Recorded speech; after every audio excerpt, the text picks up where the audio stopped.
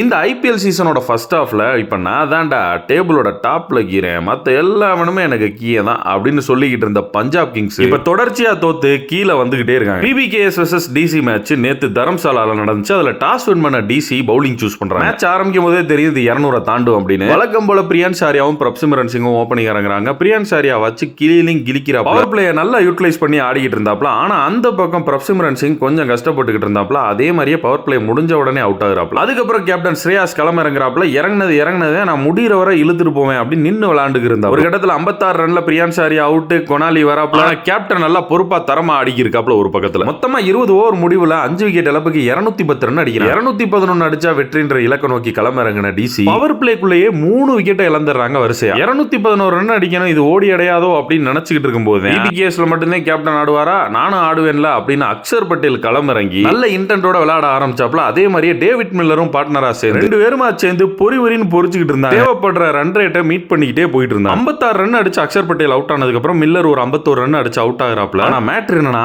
அடுத்தடுத்து வந்து அசுதோஷ் சர்மாவா இருக்கட்டும், மாதவ் திவாரியா இருக்கட்டும், சின்ன நாக்கு ஆடினாலும் தேவையான நாக்கு ஆடி அந்த மேட்சை ஜெயிக்க வச்சு அக்ஷர் பட்டேலும் டேவிட் மில்லரும் அவுட் ஆனதுக்கு அப்புறம் ஒரு சின்ன நாக்கு தான் 10 பால் ஆடினாலும் பக்காவா ஆடி மேட்சை டெல்லி பக்கம் கொடுத்துட்டு போனா அசுதோஷ் சர்மாவை பாராட்டி டிசிக்கு ஒரு அபாரமான வெற்றி, பிபிகேஎஸ்க்கு தொடர் தோல்வி.